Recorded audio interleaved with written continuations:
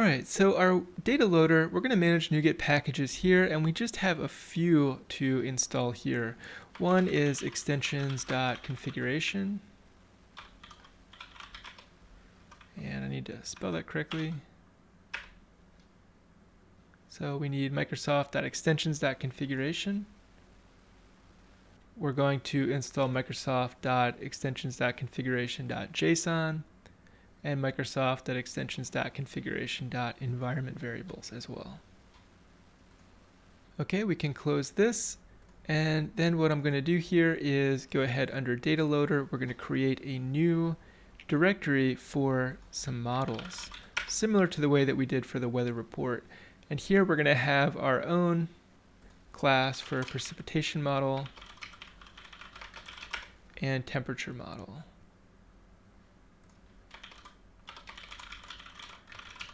Now you may be wondering, don't we already have a precipitation and temperature model in other projects? And yes, that's true.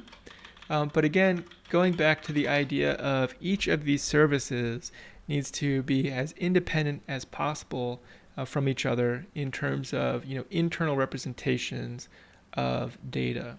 And so while it's true that we need a way to ensure some type of contract between services, in that we need to make sure that models can be properly serialized between services, we don't actually want to share the type definitions in this case, at least not in the sense of having a dependency directly between any two services. And so there could be a lot of thought that goes into this. Where do we sort of store the the contract? How do we represent the contract and ensure that at as low a level as possible, that we control that between, so that we have this sort of stable contract between services. But I would argue the way to do that is not through, at this point, C# types that are shared between classes, because of the fact that if that type changes, then we potentially break the contract between services that don't get rebuilt when the sort of like global type itself changes. So that's something that we could discuss in more detail, but a little bit outside of the scope of this particular series. All right, so our precipitation model will look something like this. Again, created on amount, inches, weather type, and zip code. And our temperature model will look very familiar as well. And in fact, these can stay internal. Now we're going to actually write our simple console application here. And the idea is that we need to come up with a sort of clever way to build some precipitation data observations and temperature observations for a number of different zip codes. And it would be really kind of fun and more realistic if, slightly more realistic, if the precipitation was, say, of type snow, if the temperature for the same day in the same location was below freezing, let's say. We won't worry about maybe, relating the particular time of year to the temperature or the range between high and low temperatures. We'll just have the nice to have there to generate either rain or snow, depending on the temperature. So maybe we could kind of figure out something to do there. The first thing that I want to do, though, is build some configuration out for this project. And the way to do that, one way to do that, is to create a new instance of a configuration builder here and add a JSON file, appsettings.json, for our console app. So let's go ahead and add a new item here. We will just call this appsettings.json, which will be a JSON file. And it will look something like this. We have a logging section, as we do for our APIs, and then we're going to have this services object that contains a temperature and precipitation object, which just will point to the host and port for the temperature and precipitation service microservices, so that it can make post requests to them to write some data. Okay, so then back in our console app program, we can actually get access to that config section by calling config.getSection services. And then we can load those values into some variables here. So notice that we're getting the temperature service configuration section, and from that keying into the host and port values and doing the same for precipitation.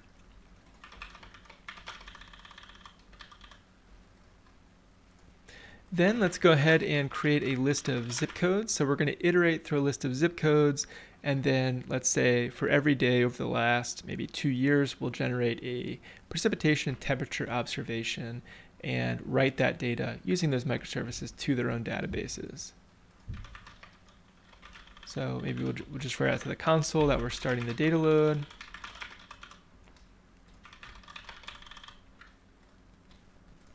We'll create separate HTTP clients for temperature service and precipitation service. And then for every, effectively, every zip code, we're going to loop over every zip code, and then we're going to loop over a date range for some number of days, let's say for the last 2 years. And we're going to post a temperature, get that temperature back, and then use that to post precipitation, whether no precipitation, rain, or snow. So let's create our post temp method and our post precip method. So let's look at this.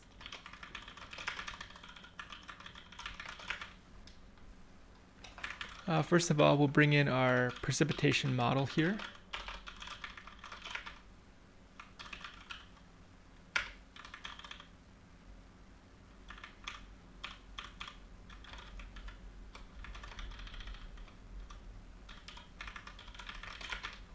And post precip here, we actually need to say is actually a int for the low temperature. So the way that this is going to work is that post temp is actually going to return us an integer, or rather a list of integers, representing a list of integers of size 2. So you can think of it of an array of integers of size 2, where the 0th index is going to be the low temperature, and the first index or the second value is going to be the high temperature. And then we're just going to use the low temperature to determine whether or not it was basically snow that day. So that'll be our sort of base level logic. And the first thing that I'm going to do is introduce a little bit of randomness or pseudo-randomness in here to determine whether or not it actually had precipitation on a given day. And so we'll do a 50% chance here, if you will, that it had any precipitation at all by using ran.next for the value of 2 being less than 1. So half the time we should have is precip to be able to be true. And then we're going to use that to basically initialize some precipitation values. So we have our precipitation model here that we bring in from our models namespace.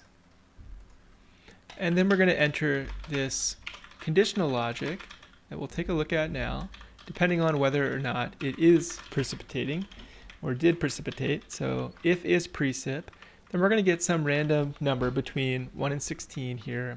And if the low temp that we provided was less than 32, we're going to initialize that precipitation model as snow for some number of inches for that zip code for that day. Otherwise, we initialize it as rain for the same.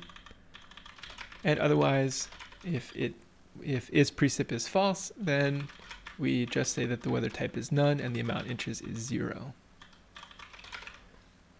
Okay, and now once we've sort of constructed that observation, what we want to do is actually post this using that HTTP client. So we bring in JSON and we attempt to post this to the precipitation endpoint. Okay, so with that, we have a way to post precipitation data. Let's actually look at how we post the temperature data in the first place. This one will be pretty straightforward.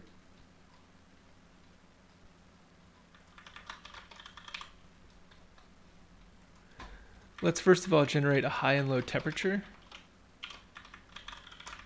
So we use a pseudo-random number generator here to generate a high and low temperature between 0 and 100. And we'll essentially just sort a list of these two values so that, again, the 0th index is the low temperature.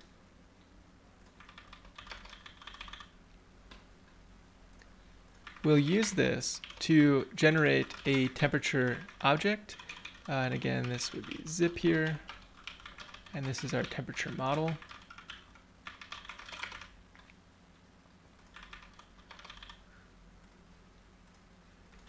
Then we're going to post this against the temperature endpoint.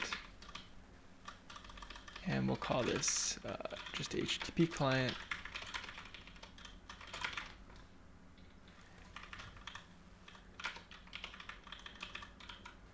And if it is successful, then we'll again do some logging here. Otherwise, we'll simply write the response back, and then we'll return high-low temps so that it can then be used by our precipitation generator, if you will.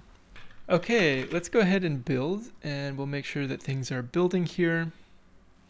And that's looking good, so we'll head back to our terminal here. Git status, git add a, git commit, and build initial data loader, and we'll push. So what I'd like to do now is to actually make sure that things are working. So let's spin up an instance of each of our microservices and then try to run our data loader and see if we get data in our local Postgres databases. So what I'm going to do is open up more than one instance of Git Bash here. This will look a lot neater if you were on a Unix-like system and we're running something like tmux, but for now this is what we're working with. So I'm going to go into our project directory. In this window, we're going to go into cloudweather.dataloader. In this window, we're going to go up a directory and go into cloudweather.temperature. And then in this window, we're going to go into precipitation. Okay, we're going to go ahead and run our precipitation microservice, and we're going to run our temperature microservice. So port 4000 on the precipitation, port 3000 on the temperature service. And so now let's go ahead and see what happens when we .NET run our data loader. Okay, so we get an exception here, and it's looking like it's saying that appsettings.json was not found. So one important thing we need to do here is to actually right-click on appsettings.json, click Properties, and then you'll see this Properties window here with a build action. We want to always copy to the output directory, so we'll say copy always. This way the appsettings.json file is accessible to our actual built artifact. And then importantly here, we will check to make sure that that is the case. We need to actually save everything. And this should update the csproj file. Yeah, so dataloader.csproj is updated, and if we take a look at the diff, we can see there's a new item group that says basically appsettings.json should always be copied to the output directory.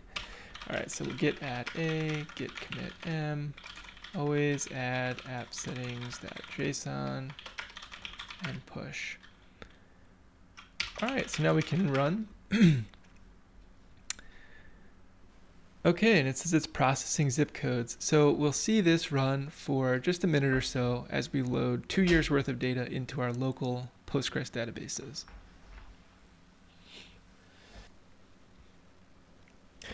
Okay, so now that our data is loaded, we could first of all check to make sure that things look okay inside of our precipitation and temperature databases. So what I'm going to do is go ahead and open up a query tool here on precipitation, and we'll select star from precipitation.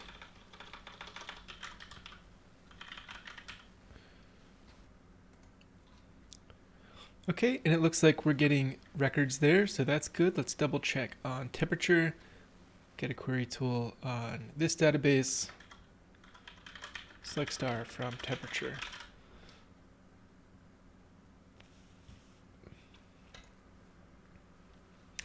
Okay, and things look good there as well. Just a quick spot check. The highs are all lower than the lows, and we have different zip codes, it looks like. And so things are looking generally good from a data perspective on our local database.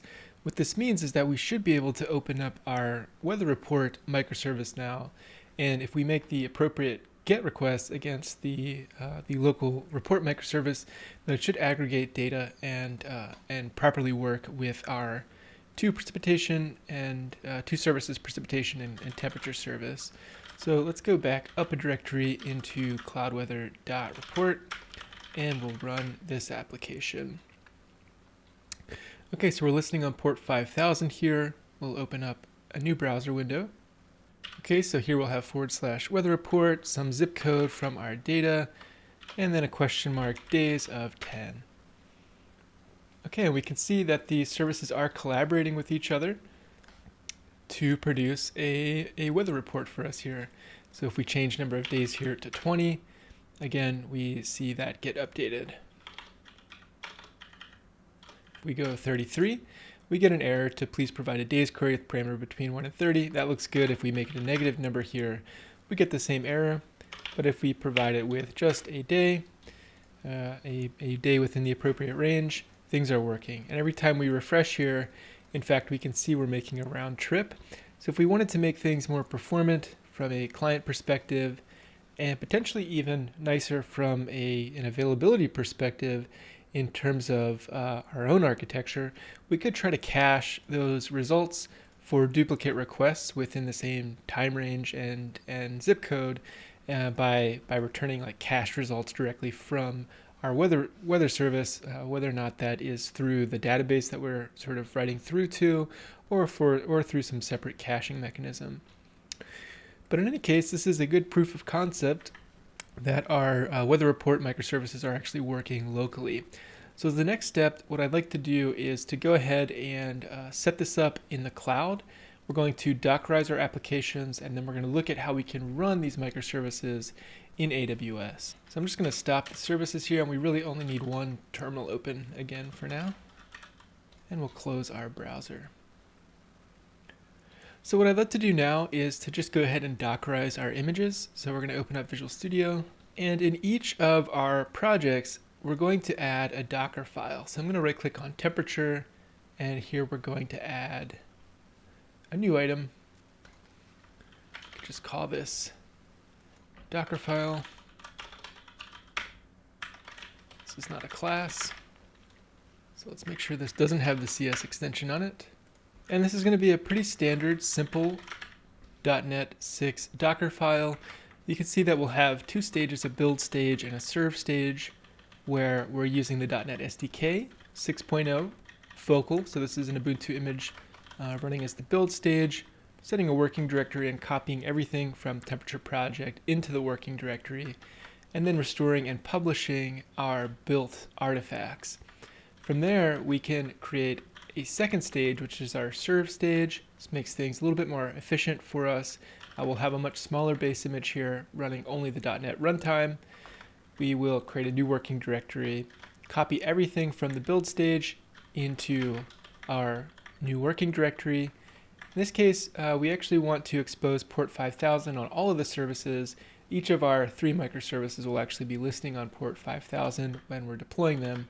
And then we need to set an entry point for the application, which is just to run .NET.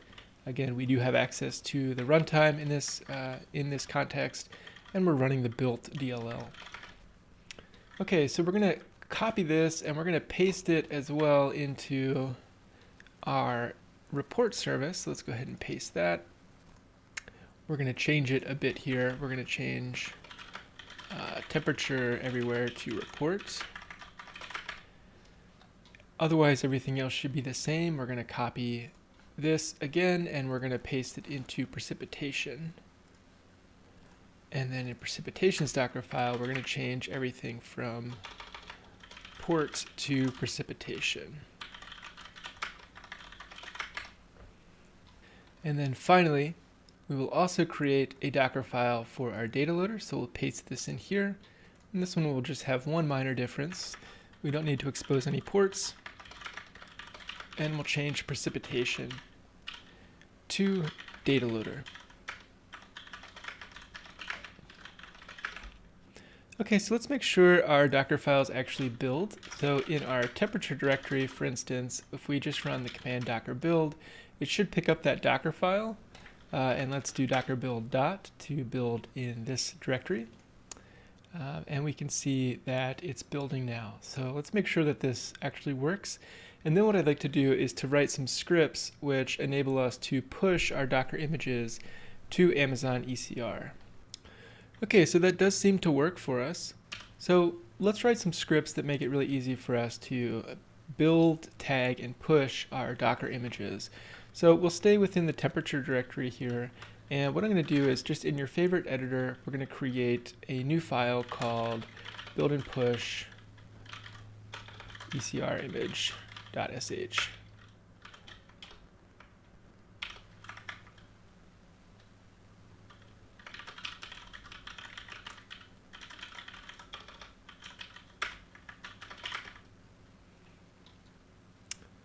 Okay, so what this file will do is it's going to be a simple bash script. So we'll set E to basically exit the script if there's any type of error. And we are going to invoke the AWS CLI locally here to essentially authenticate. And for this, we're going to set up a special profile in our credentials file. We'll take a look at that in just a moment. We need to make sure that that profile has the appropriate permissions to push ECR images to Amazon ECR. But essentially, the way that this works is we call ECR get login password. We pass it our region. A profile is mentioned, and we pipe the output here to the Docker login command with the username AWS and the password standard in to the location of our actual ECR repository. We will set this up in just a moment as well. Then we build the Docker file, and then we tag it with latest, and then we push it to the appropriate ECR repository. Now, we're getting a little bit ahead of ourselves here. We actually need to, first of all, set up the appropriate profile, the AWS profile. So we'll look at that, and we need to set up the ECR repository for each of our services. But this will be the scripts that we run for the temperature service. It's going to look very similar for precipitation, weather report, and the data loader. So now that we kind of know what the steps are to push it to ECR, let's go ahead and set up our repository, and we'll set up our user that has access to push to the repo. Okay, so here we are in the AWS console, and I'd like us to open up the Amazon Elastic Container Registry. So we can click Get Started here to create a repository, or over on the left, well, here we actually see that ECR is sort of part of Amazon ECS, the Elastic Container Service. But if we click Amazon ECR here with Get Started, we can create our first repository. And so we're going to make sure that this is a private repository, and we're going to make our first repository here as Cloud Weather Temperature. Then we're going to scroll down, and we're just going to go ahead and create it with the default settings here. Next, we're going to create repositories for our other services, so Cloud Weather Precipitation,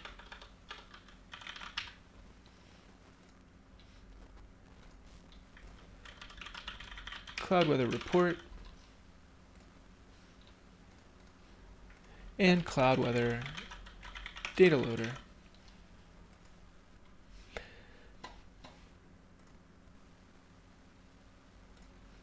Okay, so we have 4 repositories, one for each of the pieces of our application, our 3 microservices, and then the data loader console application. So you'll notice that we have this URI here. This is going to be important when we write the scripts that we just looked at. So for instance, if we head back to our terminal, or in your editor of choice, just open that build script that we just looked at. You'll see that when we log in, we have this URL, in my case 748840328402.docker.ecr.us Amazon.com. So this is important. So make sure that this URL here in your script corresponds to the base URI up to AmazonAWS.com in your Amazon ECR. And then / will be, suffixed with the particular private repository that we've set up here.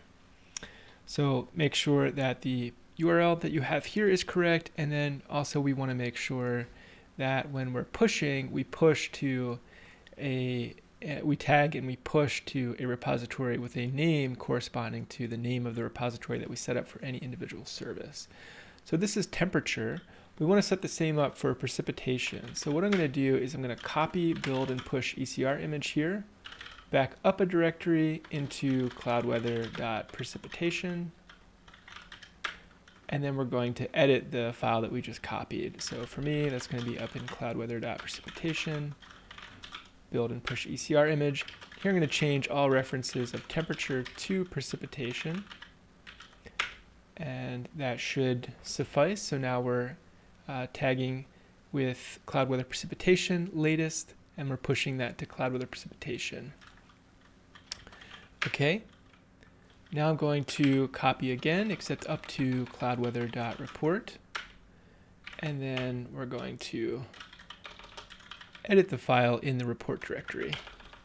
So again, editor of your choice, and we're going to change all references of temperature here to report. Okay, and then the last one finally is to copy this up to data loader, and then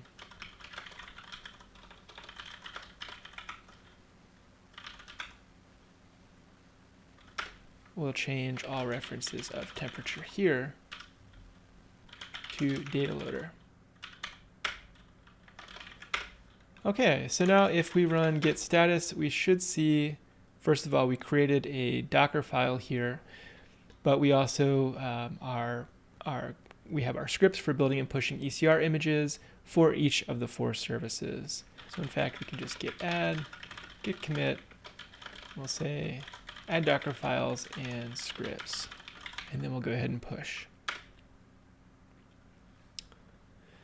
Okay, so now what we need to do is we need to create a new IAM user who just has access to push images up to ECR. So we're going to sort of operate here on the principle of least privilege. We're going to create a user whose role is just to be able to push and pull ECR images. You could also use your root credentials here if you like, but I'd like to show you how to set up a role specifically for working with ECR.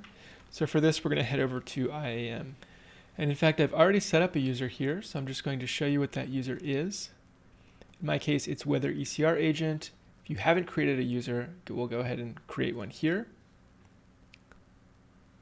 And I'm going to call this weather-ecr-agent demo, just to show you. And we want to make sure that we give this programmatic access only. There's no need to sign into the console with this user. This is, again, just for using the AWS CLI to push and pull images from ECR. So we go to permissions. We want to attach an existing policy directly, and we want to create a new policy here. Now, you can walk through here, and if we look for ECR, should probably have to type in elastic container registry. And then resources here, we want to be able to list, read, and write. And in fact, we can remove some from write, like we don't necessarily need the ability to delete. We don't necessarily need to do everything that we have in here, like we don't need create repository. But in any case, so limited write, read, and list. And then for resources here, we basically want to say all resources for our particular account.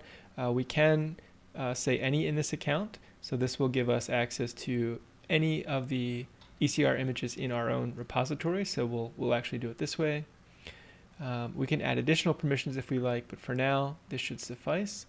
We can tag if we like, we can review, and we give this a name. So let's say ECR access demo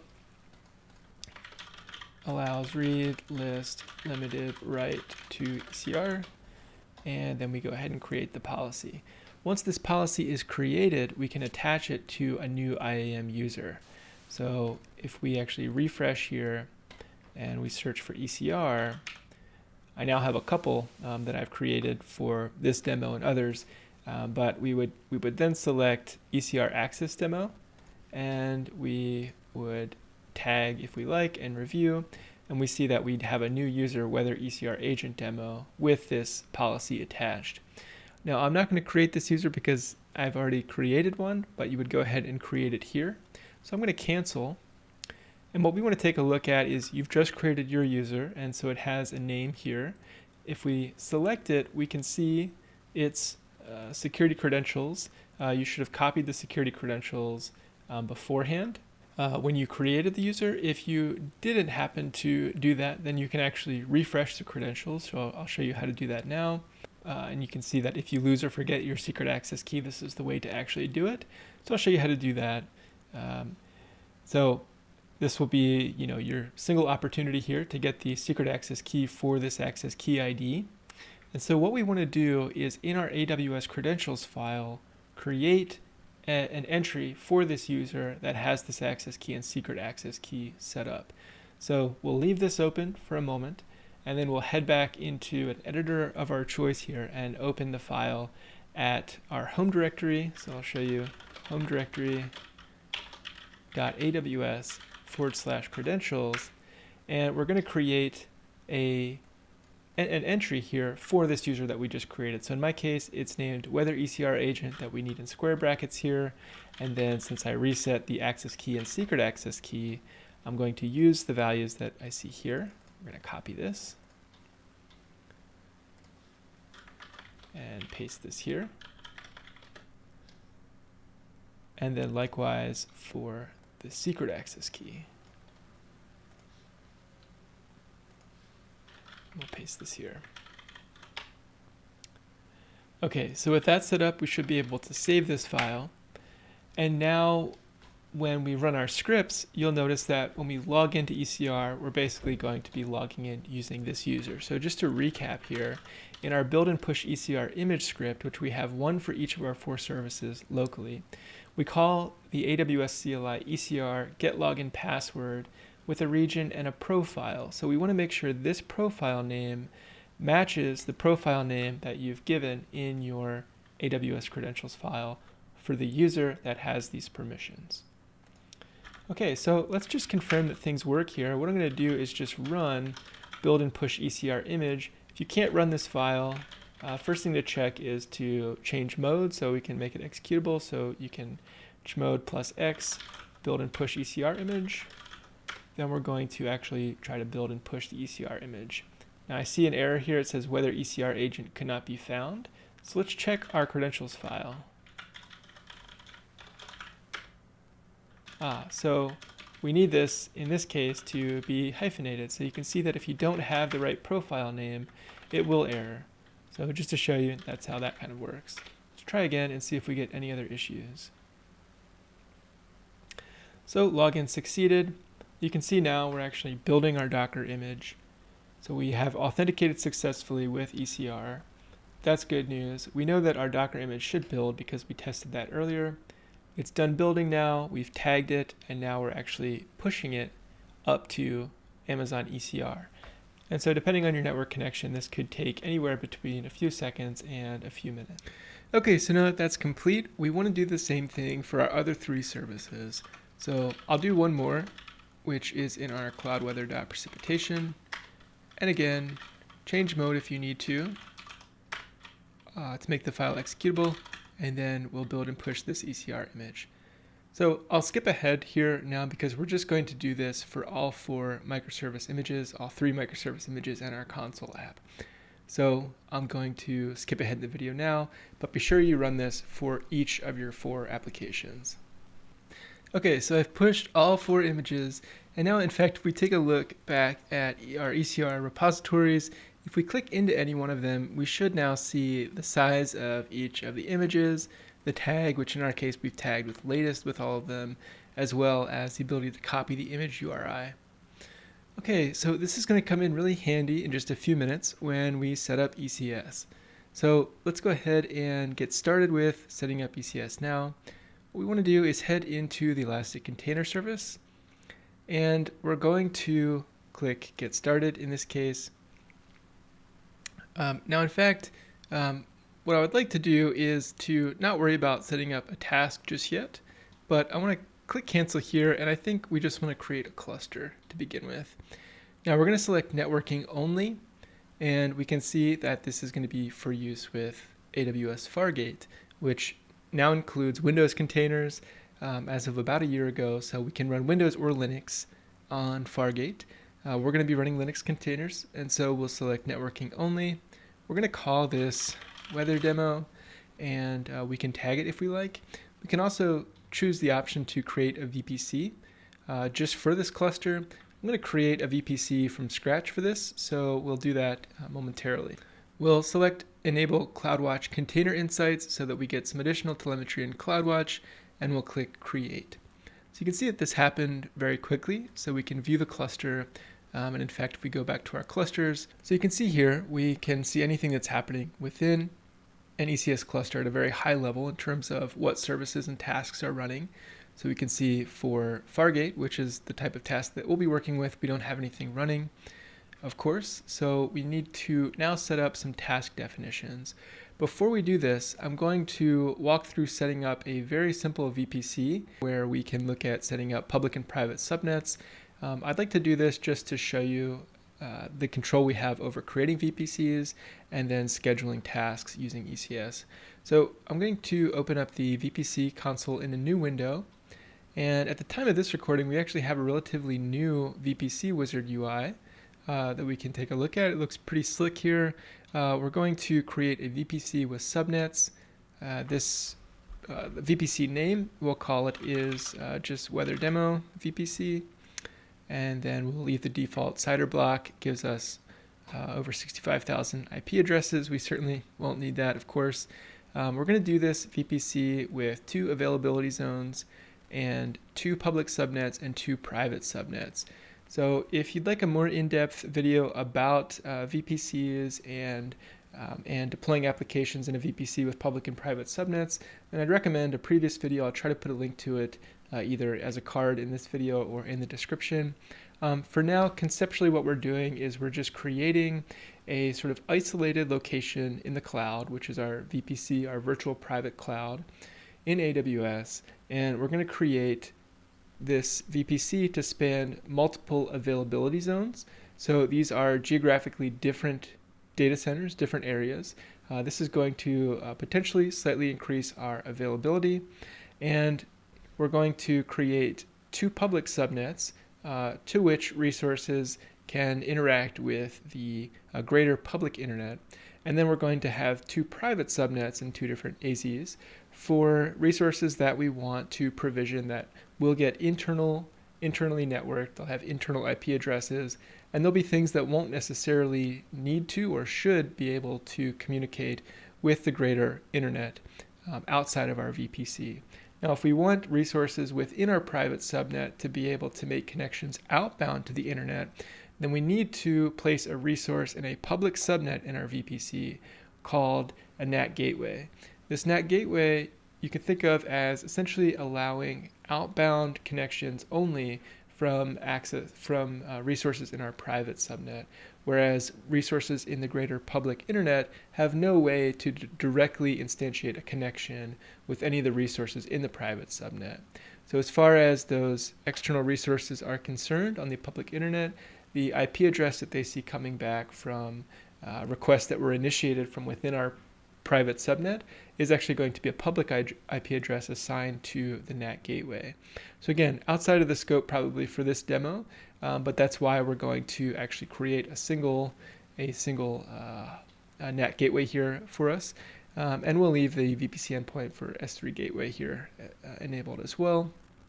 And we'll leave enable DNS resolution enabled as well. So we're going to create this VPC. This will take just a minute. The part that usually takes the longest is creating a NAT gateway and waiting for it to activate. But once we have this, we're then going to head back into ECS and set up our task definitions. Okay, so the VPC creation is complete, and now we're going to head back into ECS. So we'll click into our cluster, and the first thing that we want to do is to set up a task definition, one for each of our 4 applications that we've built. So our 3 microservices again, and our 1 data loader console application. So let's go ahead in here, and for our task definition, we're going to create a new task definition. We're going to make this a Fargate task. Again, this is AWS managed infrastructure. We don't have to set up and manage any VMs via EC2. We do have the option to do that if we like, and we can just use ECS as the task scheduler against our own managed EC2 instance infrastructure. Or again, we could set this up as an external where we have some self-managed on-prem infrastructure and we're using something called ECS Anywhere as a scheduler. For now, we're going to use Fargate. Makes things much easier for us.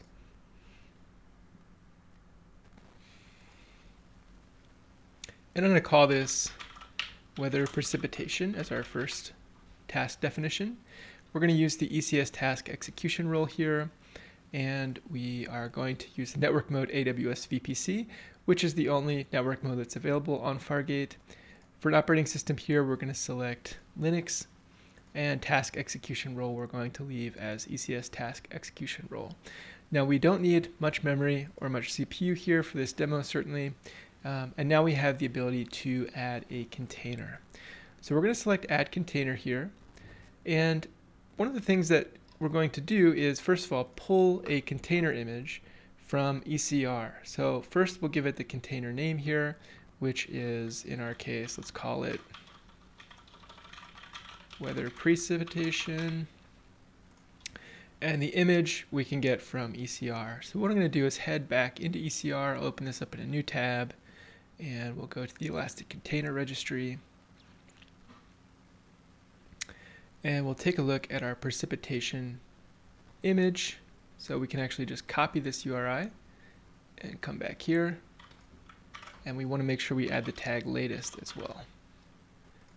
Even though this is a private repository, we don't need to select private repository authentication here. This would be if we had a separate private repository outside of ECR, something like Docker Hub or somewhere else where we needed to provide credentials. We won't worry about that in this case. We don't need to. We're going to map port 5000. And for now, we're going to skip most of the advanced container configuration except for the environment.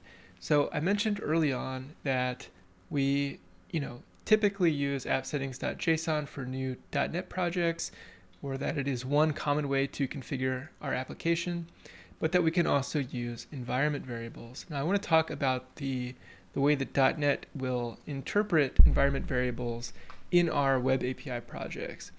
So with the default web application builder, it's going to load in configuration from appsettings.json. However, it's ultimately going to overwrite anything with environment variables if we have environment variables that are set to map to some configured value. And when we're building out the environment variables, the only convention that we need to really keep in mind here is that we can access them and set them by using the name of the configuration section. And then anytime we're nesting down a level, so say connection strings and then nesting down to appdb, our environment variable is just going to separate those two values with a double underscore value. So what I mean by that is if we take a look at what we're setting up now, we're setting up the precipitation service, and we have this appsettings.json file with a connection strings object that contains a key appdb and then some value. So our environment variable will be connection strings double underscore appdb. And when we inject this at runtime into our container running our .NET application, it's actually going to override any other value that we have in our configuration. As an environment variable, it will actually be loaded last with the default builder at the time of this recording. And so what we need to do here is we need to set an environment variable called connection strings double underscore appdb. And now we actually need to provide a value for where we're connecting to. However, if you think about it, we want to connect to some cloud-hosted resource here. We need to actually be able to address something that's not running on localhost. And so for this, what I'd like to do is to set up a Postgres instance in RDS. So we're going to leave this open. I'm going to head over to a new tab. And in fact, I'm just going to open RDS up in a new tab itself. And RDS is Amazon's hosted database service. So this is a way to host SQL databases, whether that's Postgres, MySQL, MariaDB, SQL Server. There are many database management systems that we can work with here. We're going to create a new database.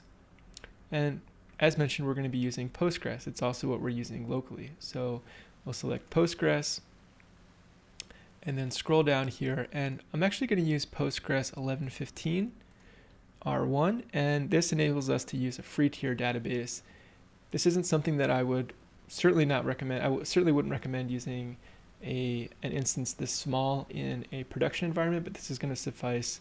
It's going to be more than enough for our staging environment. So our identifier here, let's call this weatherDB or weather stage. And the master username can be Postgres, and then we just need to provide a password here.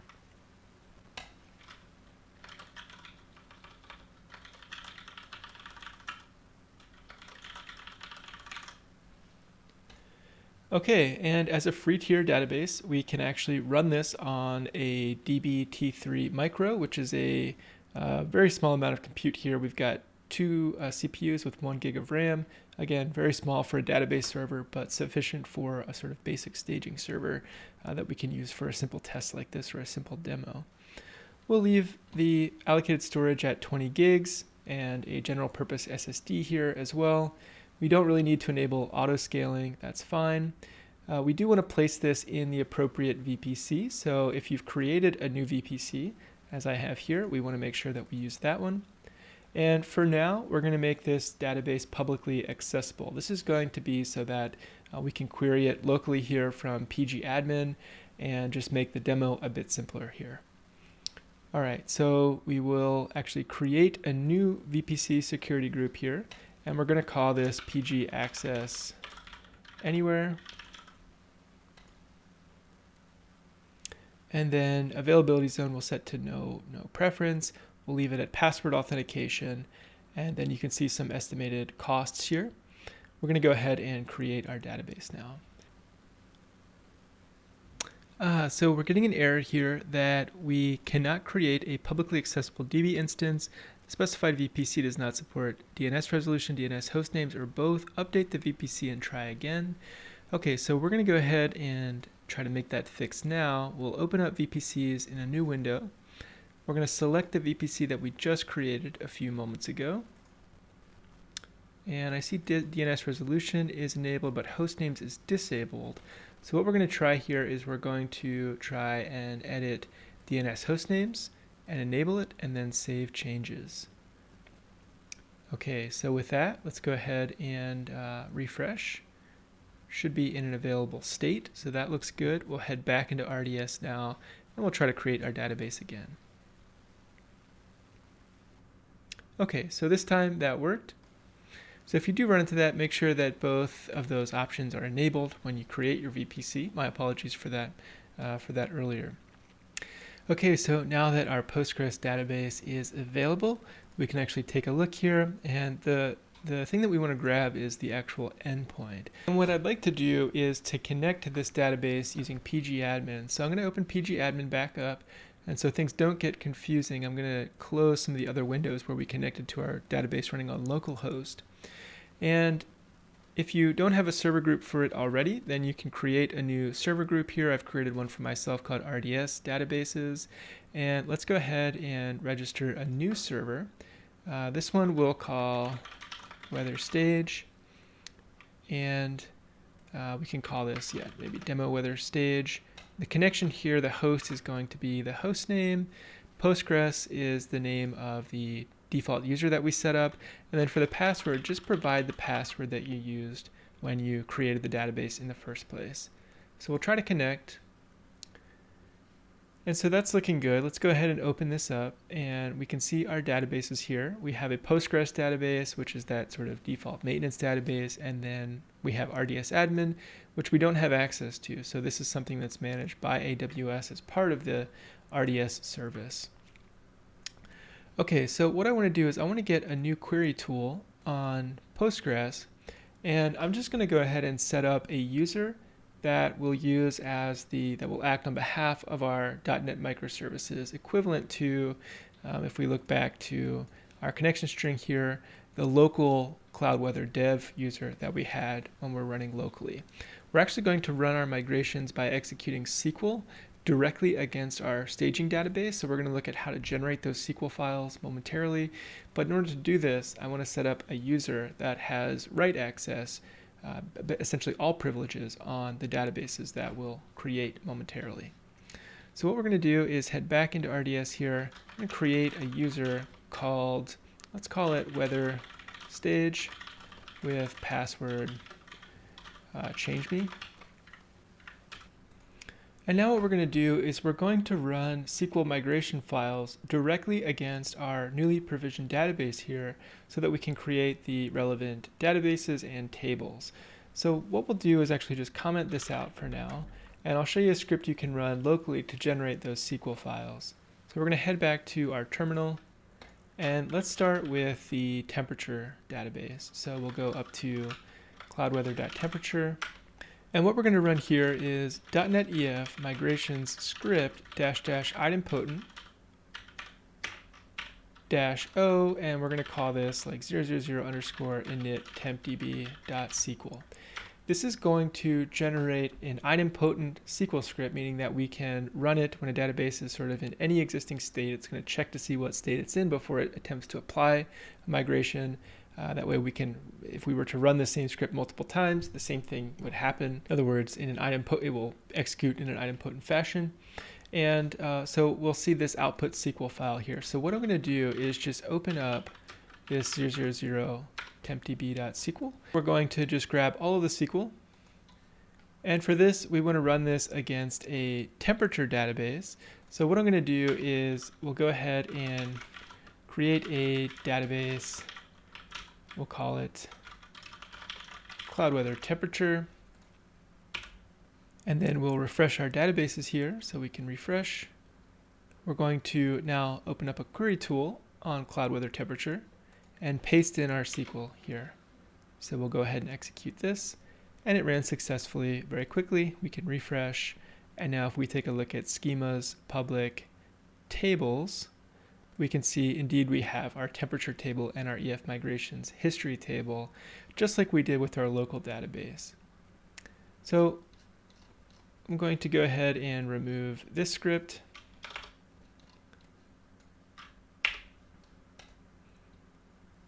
And I'm going to head back to where we created our Cloud Weather Temperature database. We're now going to just go ahead and create both our precipitation database and our report databases. So Cloud Weather Precipitation and Cloud Weather Report. So we'll run each of these individually. So now we've created both of those databases. And we'll refresh our databases. So now we have 5 databases in RDS. And we'll get a query tool on our Cloud Weather Precipitation database. Now for this, we'll close Notepad. We'll head back up a directory into Cloud Weather Temperature, or Cloud Weather Precipitation rather. And we'll run the same command here. I called this tempdb. We could rename this script to precipdb. So move tempdb to precipdb. And then we'll open this up in Notepad. All right, so we'll grab this. We'll come back into pgAdmin here, and we have a query tool on precipitation, so we can go ahead and run the SQL migration against precipitation and verify that under schemas, public, tables, we have our precipitation table. All right, we need to do this for one more database, which is our weather report database. So again, we'll get a query tool, close Notepad here, go back to our terminal, go up a directory into cloudweather.report. We'll run our .NET EF command here to do the report DB. Once this is complete, we'll open the output in Notepad again. We'll grab this and we'll paste it here. Okay, so if we refresh and we take a look under schemas, public, tables, we can see our weather report table and our EF migrations history. So now we have tables that are ready to accept data and to retrieve data from using our microservices. Now you may be wondering, if your database isn't publicly accessible, how can you actually connect to it to run these commands to it from a non-publicly facing database? So one of the ways to do that That's, again, a bit beyond the scope of this particular demo, but we can create a publicly accessible jump server in our public subnet to which we can SSH into locally, and from there jump into any type of resource that we have in a private subnet, for instance, a database instance which is hosted in a private subnet and does not have a publicly addressable IP address. And so we could do that. We could set that up separately. Again, I have a separate video on provisioning resources in typical web application setup with public and private subnets, where we look at creating a jump server. That's just one way to do this, but for the sake of keeping this demo as focused as possible on the microservices aspect, our Postgres database is hosted publicly, and so we can connect to it very simply with a connection string, username, and password from pgAdmin. Okay, the next thing that I'm going to do is I'm going to head back to our initial query window here, and I'm going to grant all privileges on database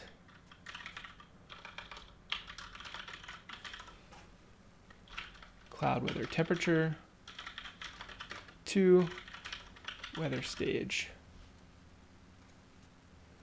We'll also do this on precipitation, and we'll do this for report. Okay, so again, for a more complex microservices setup, we might manage credentials differently for sure, but in any case, we would also likely have different credentials required to connect to different databases. Again, just keeping things simple here with a single connection string and easy configuration. We're using cloud. We're using the user weather stage here to connect to any given database running on our RDS instance. Okay, so with that, let's go ahead and head all the way back to our appsettings.json file here. You notice that we have this connection string. What I'm going to do is copy this connection string, and now we head back into ECS where we had started creating this container definition, and we had this connection string's appdb connection string prepared. We're going to paste the connection string in here without the double quotes. We're going to change host to our RDS host, so we're going to copy this. We're going to paste this instead of localhost. The port is still 5432. The username is going to be our cloud stage, I think we called it, or maybe weather stage. Let's see what we called our new user. Weather stage with password change me exclamation mark. So weather stage and password is change me exclamation mark. The database name here, we're working on the precipitation service. So we need to make sure the database name matches. That should be cloud weather precipitation. So that's cloud weather precipitation without the dev. So then go ahead and save this in a new file here, just so that we have access to this to use it later. This connection string will come in handy for our other two setups. And then we're going to change another environment variable here, ASP.NET Core URLs, actually underscore URLs. We're going to make this value http://+:5000. So this is going to start the service on port 5000. We'll leave everything else here the same, and we'll go ahead and simply add this container definition. And we'll scroll down here. We'll leave everything else just the same as it is for now, and we'll go ahead and create. Go ahead and create this. We'll go back to view the task definition, and so we can see it here. If at any point we need to change anything about this task definition, we would create a new revision. This is going to be really nice so that basically we can have zero downtime when we need to deploy something else. So say we need to change an environment variable, or we made a mistake in a connection string, we need to change the connection string and environment variable. What we would do is create a new revision here, and then ECS would handle deploying the new revision with zero downtime between tearing down the old revision and starting the new one through a basic rollout. Things could get a little bit more complex if we talk about things like blue-green deployment, but in any case, creating a new revision is how we create sort of a new modified version of a task definition. And so we'll go back to our clusters again here.